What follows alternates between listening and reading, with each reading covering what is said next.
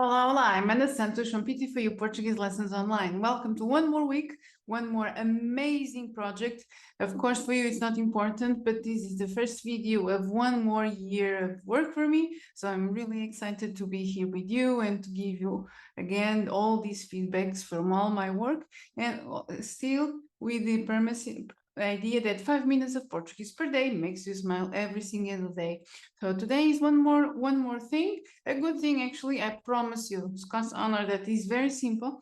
And in some cases, you can make think that from now on, I will always talk negative, but in the good way, because today it's really easy thing to think about. So let's see what I have for you today, and let's see all the news. Some things that I haven't talked a lot.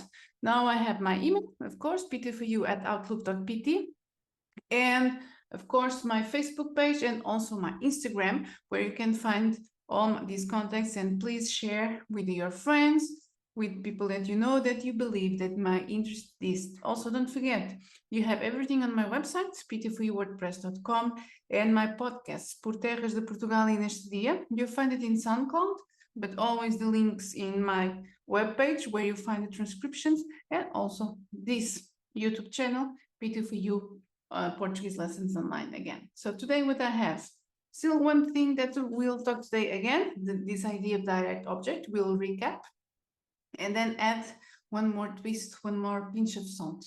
So in English, what is the direct object? Is a word or phrase that receives the action of the verb. The most common example also in English and both in Portuguese actually is the students eat cake. Knowing that the direct object is cake, then the word eat and cake is being eaten. So what's the idea? When you transform it, or if I want the students eat. So I want to talk with you a little bit. First, remember, you can catch some other video about the direct object only. Remember how we make this eat in Portuguese. So first, how is this eat? The eat, you have the verb, as you see, eat, the verb in Portuguese, come. And then what you do with the eat? You add, as usually you know that you put here things, but this time, don't forget, you leave. Usually I put this mark to add and merge. Not in this case. In Portuguese, if you start reading some texts, you find that in some situations you have this small dash, the hyphen. And after that, this u, us, as is the it in Portuguese. So of course, you already know there's no it. All things in Portuguese have a number and a gender. That's why here also related the number and the gender. Let's see, just to remember. So imagine that you were you were eating the juice, o sumo, masculino, feminino, masculino singular, sorry. So you say, a Maria bebe-o. If some juices, a Maria bebe-os. If there's something feminine, like a limonada, you say, a Maria bebe-a. So if the object is regarding not to who is doing the action, but who's taking the action. And then exactly the same thing. If it's so many lemonades, you say, a Maria bebe-as. After this, what's the pinch of today? How to say this in the negative form. So imagine you want to say she doesn't.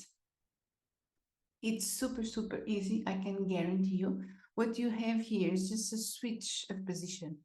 So just remember, and going back a little bit. So again, what you have the subject, the verb, and then the it, the object. When is the opposite? You have the noun first, and then the object, and then the noun. Let's see here some examples. Again, the idea, don't forget, always playing with the masculine and the feminine, the singular and the plural in Portuguese. Let's take the same examples and put them all in the negative form. So what do you have here? In the positive form, you have a Maria bebe-o. Okay? In the negative, what do you have? You know that the article for the negative form in Portuguese is the não. So you have a Maria, não, o, bebe. So that you have basically a small flip from after to before. A Maria, não, o bebe. But the u, why? Because it's still referring to o sumo.